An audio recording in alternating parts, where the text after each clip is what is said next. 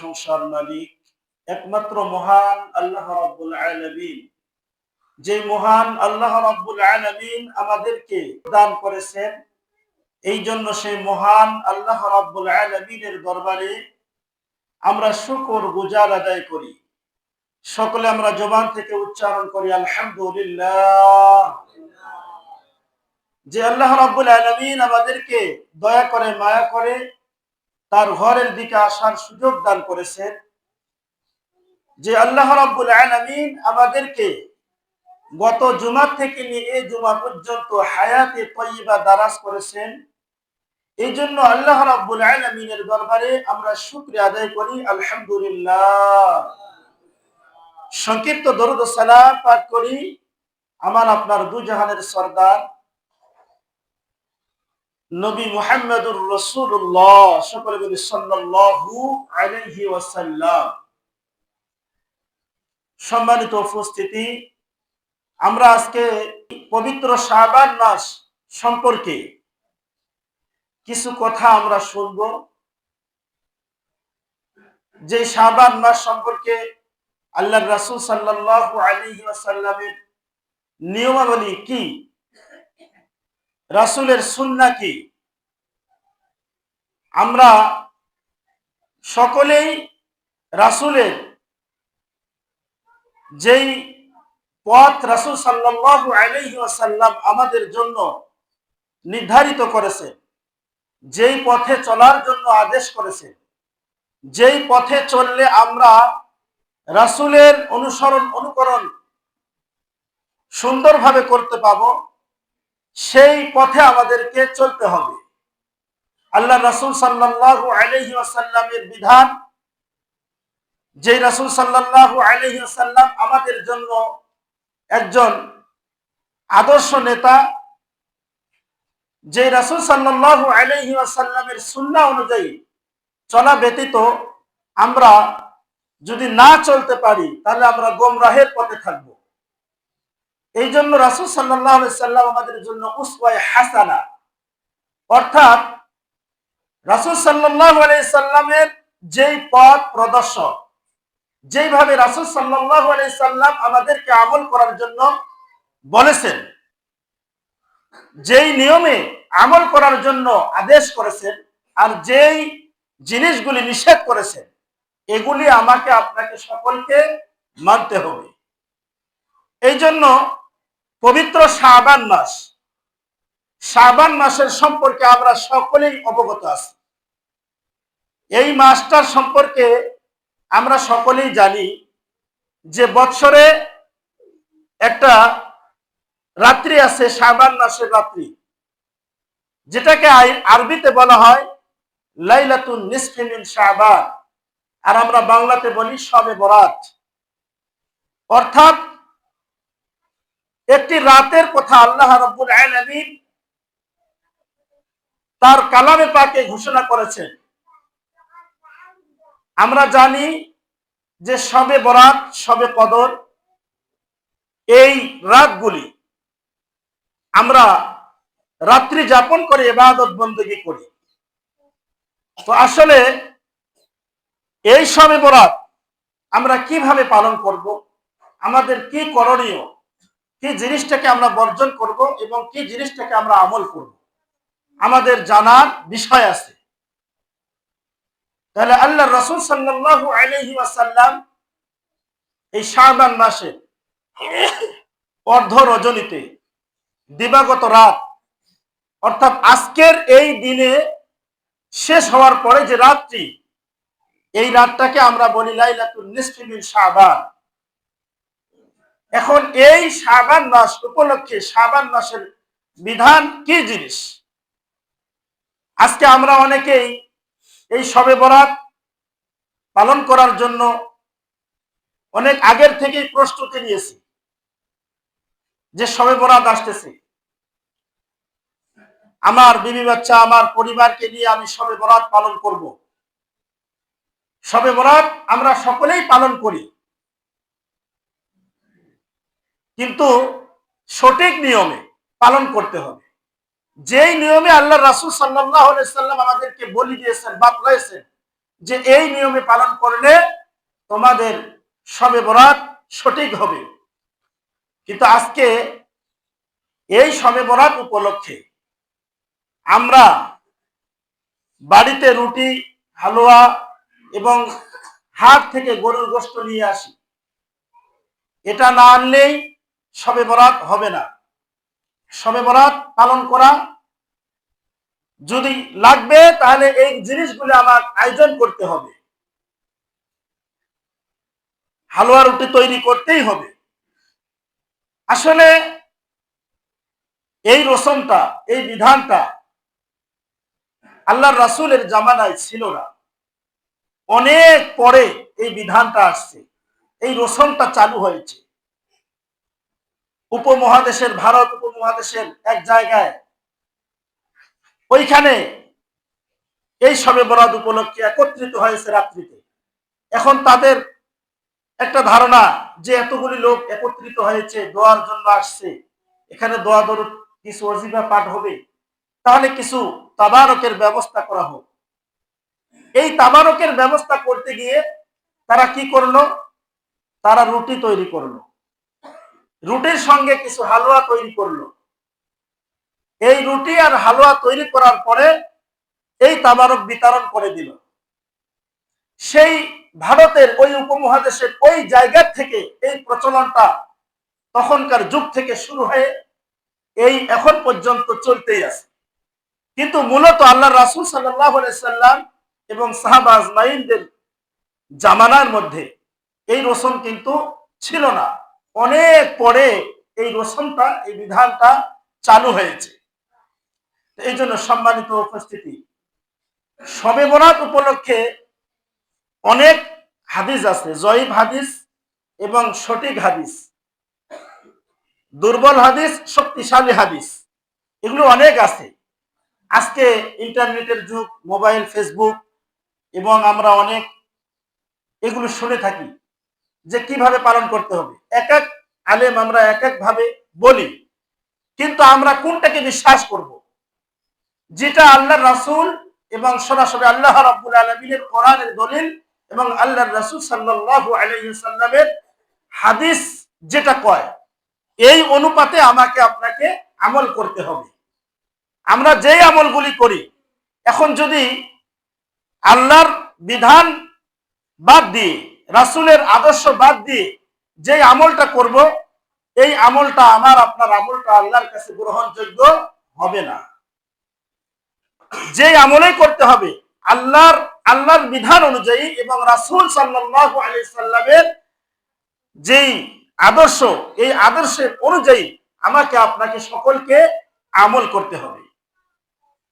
তো আল্লাহ রাব্বুল আলামিনের বিধান অনুযায়ী যে রাত্রিগুলোকে সম্মান করা হয়েছে, শবে বরাত, শবে কদর, ঈদুল আজহা, ঈদুল ফিতর, জুমার দিন, এই যে বিশেষ কিছু দিনকে আল্লাহ রাব্বুল আলামিন মর্যাদা সম্পূর্ণ দান করেছেন আমাদের জন্য।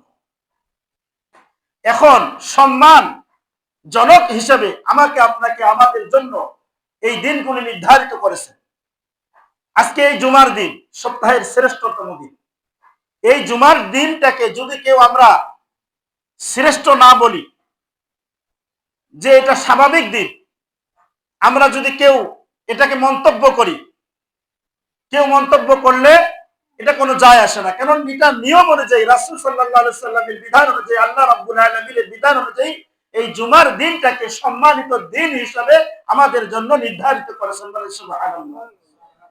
এই জন্য লাইলাতুল কদর, লাইলাতুল বরাত, এই রাত্রিগুলা সম্মানিত একটা রাত্রি। এখন আমরা এই সম্মানিত রাত্রিটা পেয়ে আমরা কি করব? আমাদের কি করণীয়? আল্লাহ রাব্বুল আলামিন আমাকে আপনাকে এই রাত্রিগুলা দান করেন, এটা আল্লাহ তাআলার শুকরিয়া যে আমাদের ভাগ্যে এরকম একটা রাত আমরা পেয়ে থাকি। আমরা সকলেই এই ছোটকাল থেকে আমরা যারা বিরুদ্ধা হয়েছে, আমরা জানি, শুনি যে এই দিনটা হলো ভাগ্যের রজনী, অর্থাৎ এই রাত্রিটা যখন আসবে, এই রাত্রিতে আমরা আল্লাহর দরবারে রোনাজারি করব, কান্নাকাটি করব। আমরা আমল করব, আল্লাহর কাছে চাইব, আল্লাহর কাছে পানা চাইব। এবং আমরা এটাও জানি যে আমাদের আল্লাহ রাব্বুল আলামিন রিজিক বরাদ্দ করে রেখেছেন। একটা মানুষ যখন জন্ম নেয়, আমাদের যখন জন্ম হয়েছে, এই জন্ম হওয়ার সঙ্গে সঙ্গে আমি কি খাবো, আমার রিজিক কি আছে, আমার বরাদ্দ কি আল্লাহ রাব্বুল আলামিন রেখে দিয়েছে, এটা জন্ম হওয়ার সঙ্গে সঙ্গে সকলের জন্য এই জিনিসটাকে নির্ধারিত করে দিয়েছেন। কিন্তু এই যে লাইলাতুল কদর, লাইলাতুল বরাত আসার পরে আমরা মনে করি যে এক বছরের ভাগ্যের যে জিনিসটা আল্লাহ রাব্বুল আলামিন এই রাতের মধ্যে বরাদ্দ করবেন। না, এটা না। আল্লাহ রাব্বুল আলামিন এই রাত্রিতে বান্দাদের কাছাকাছি, বান্দাকে আল্লাহ রাব্বুল আলামিন সরাসরি বলেন বান্দার কি আছে, বান্দার কি চাওয়া পাওয়া। যদি কারো রোগ থেকে থাকে, তাহলে এই রোগের জন্য যদি সে এই রাত্রিতে কান্নাকাটি করে, আল্লাহ রাব্বুল আলামিন তার রোগকে শেফা দান করেন, বলে সুবহানাল্লাহ। এখন যার রিজিকের অভাব, এই রিজিকের অভাব, এখন রিজিকের জন্য আল্লাহর কাছে যদি কামনা করে, আল্লাহর কাছে যদি দোয়া করে যে আল্লাহ আমার রিজিকের ব্যবস্থা করে দাও, হালাল রিজিক। রিজিক তো আমরা সবাই অন্বেষণ করি এবং সকলেই আমরা আল্লাহর কাছে চাই, কিন্তু হালালিয়াত রিজিকের জন্য আল্লাহর কাছে প্রার্থনা যদি করে, আল্লাহ রাব্বুল আলামিন তার রিজিকের ব্যবস্থা, তার রিজিকের বরকত, তার রিজিক বৃদ্ধি করে দেন, বলেন সুবহানাল্লাহ। তাহলে এই রাত্রিতে আল্লাহ রাব্বুল আলামিন বান্দাদের দোয়া কবুল করে থাকেন, অসংখ্য অগণিত বান্দার দোয়া কবুল করে থাকেন। এখন আমরা এই যে আল্লাহর কাছে দোয়া করব, কান্নাকাটি করব, আমাদের চোখের পানিগুলি, এক ফোঁটা চোখের পানি যদি আল্লাহর কাছে কবুল হয়ে যায়, এই এক ফোঁটা চোখের পানির বদলতে আল্লাহ রাব্বুল আলামিন আমার জীবনের तमाम গুনাহগুলিকে ক্ষমা করে দিবেন। সুবহানাল্লাহ। আজকে আল্লাহ রাব্বুল আলামিন এই রাত্রিতে কতগুলি বান্দাকে ক্ষমা করবেন, যে অসংখ্য অগণিত বান্দা বান্দিকে আল্লাহ রাব্বুল আলামিন ক্ষমা করে দিবেন, মাফ করে দিবেন। কিন্তু মাফ চাওয়ার মতো মাফ চাইতে হবে, ক্ষমা চাওয়ার মতো ক্ষমা চাইতে হবে।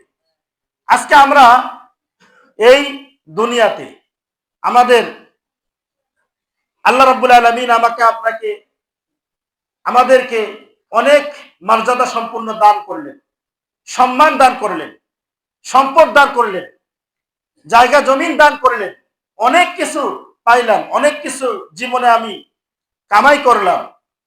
কিন্তু আল্লাহ রাব্বুল আলামিনের দরবারে এই যে আমরা ক্ষমা চাইব, সবচেয়ে বড় জিনিস হলো ক্ষমা চাওয়া, ক্ষমা পাওয়া। যদি আল্লাহ রাব্বুল আলামিন এই পৃথিবীতে আমার ধন সম্পদ না দিয়ে, আমার জায়গা জমিন না দিয়ে, আমার সম্মান না দিয়ে আল্লাহ যদি আমাকে ক্ষমা করে দেন, সবচেয়ে বড় হলো ক্ষমা পাওয়া, ক্ষমা চাওয়া। যদি আল্লাহ রাব্বুল আলামিন ক্ষমা করে দেন, এটাই হলো সবচেয়ে জীবনের উন্নত একটা চাওয়া, সবচেয়ে জীবন ধন্য হবে যদি আল্লাহর কাছে আমরা আমাদের জীবনের পাপগুলি ক্ষমা করে নিতে পারি।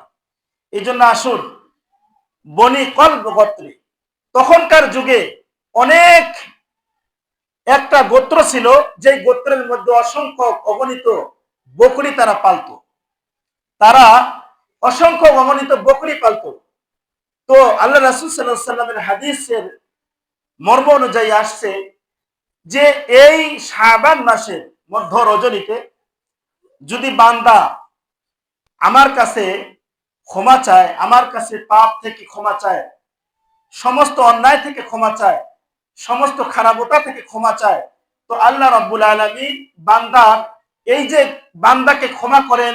হাদিসে আসছে যে ওই বনি কলব গোত্রের বকরির মধ্যে যতগুলি পশম রয়েছে, ওই যত পশম রয়েছে, এই পশমের চেয়েও বেশি মানুষকে আল্লাহ রাব্বুল আলামিন এই রাত্রিতে ক্ষমা করে দেন, বলেন সুবহানাল্লাহ। এখন ইদা কানাত লাইলাতুন নিসফি মিন শাবান, এই শাবান মাসের অর্ধ রজনীতে মাগরিব থেকে নিয়ে ফজরের আগ মুহূর্ত পর্যন্ত আল্লাহ রাব্বুল আলামিন বান্দাকে ক্ষমা করে থাকেন। তো আসলে এই রাত্রে যে ইবাদত করতেই হবে, এই যে ক্ষমা চাইতেই হবে, এটা কিন্তু নির্দিষ্ট করা নাই, এটা নফলের মধ্যে পড়ে গেছে।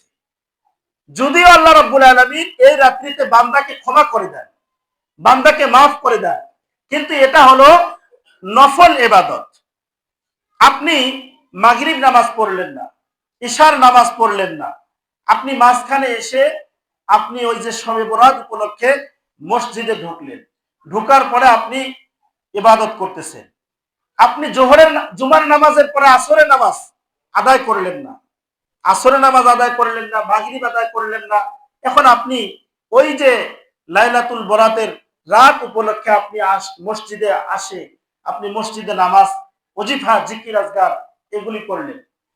তাহলে আমার আপনার এই যে ফরজ, আসরের সালাত ছিল ফরজ, মাগরিবের সালাত ফরজ, ইশার সালাত ফরজ, এখন এই ফরজকে আমি আদায় করলাম না, ফরজ নামাজ আমি পড়লাম না, তাহলে শুধু আমি এই নফল ওজিফার দ্বারা, নফল ইবাদতের দ্বারা, নফল নামাজের দ্বারা, জিকির আজগারের দ্বারা আমি আল্লাহর কাছে ক্ষমা পাইতে পারি না।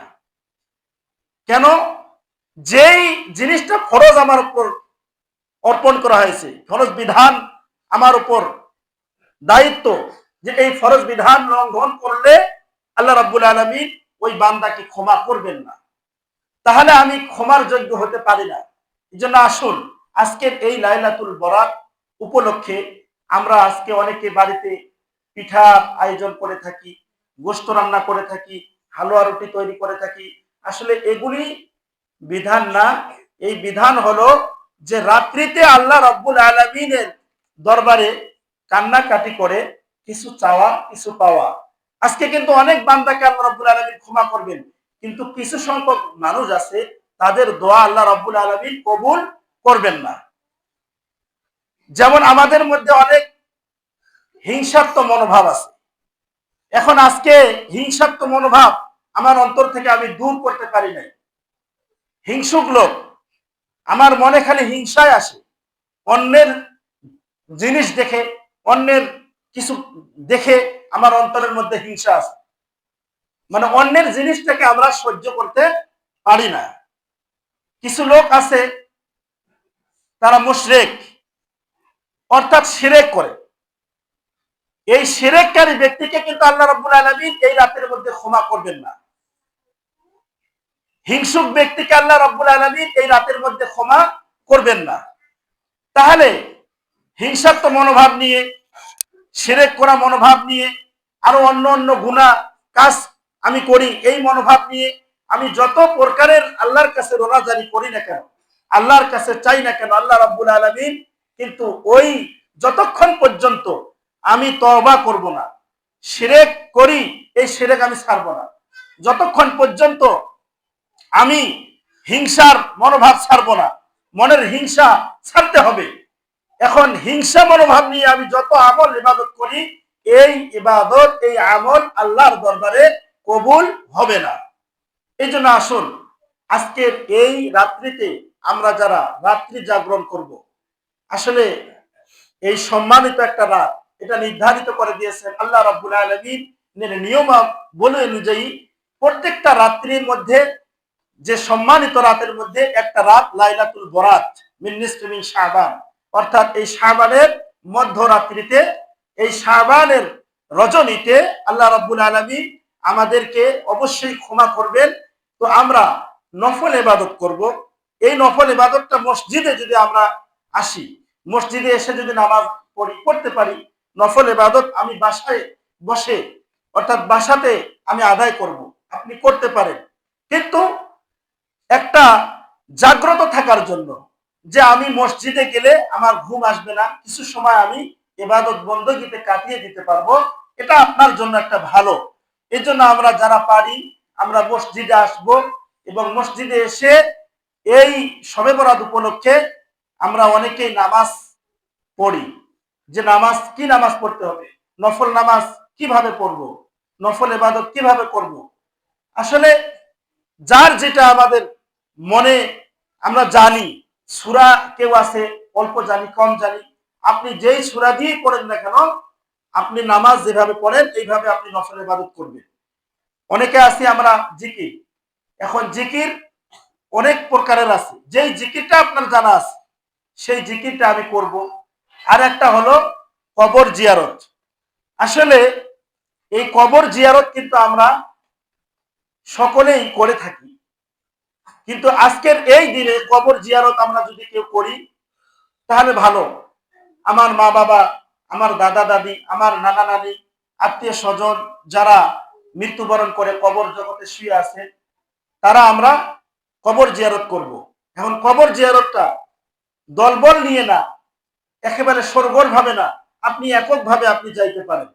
আপনার বাবার কবরের পাশে আপনি দাঁড়িয়ে আপনি জিয়ারত করলেন, আপনার মায়ের কবরের পাশে দাঁড়িয়ে আপনি জিয়ারত করলেন, এভাবে আপনি কবর জিয়ারত করবেন। আল্লাহ রাসূল সাল্লাল্লাহু আলাইহি সাল্লাম এই বরাতের রাত্রিতে আয়েশা রাদিয়াল্লাহু তাআলা আনহাকে বর্ণিত আছে যে মা আয়েশা তিনি এরকম আল্লাহ রাসূলকে খুঁজতেছেন। আল্লাহ রাসূল হঠাৎ করে রাত্রিতে তিনি বাসা থেকে বের হয়ে গেছেন। এখন চতুর্পাশ দিয়ে খুঁজতেছে, তাকে খুঁজতে খুঁজতে খুঁজতে খুঁজতে দেখতেছেন যে জান্নাতুল বাকি কবরস্থানে দাঁড়িয়ে আল্লাহ রাসূল কি করতেছেন? জিয়ারত করতেছেন, একা একই জিয়ারত করতেছেন। সকল কবরবাসীর জন্য, সকল মৃত ব্যক্তির জন্য আল্লাহ রাসূল জিয়ারত করেছিলেন। তবে এই রাত্রিতে আমরা জিয়ারত করব আর নফল ইবাদত করব। আর হলো রাত্রি জাগরণ করার পরে এই যে নফল রোজা, এখন নফল রোজা আমরা অনেকে যদি জোরপূর্বক না, শক্তি যদি কুলায়, তাহলে আমরা রাত্রি আজকে জাগরণ করব, তার পরের দিন একটা নফল রোজা রাখবো।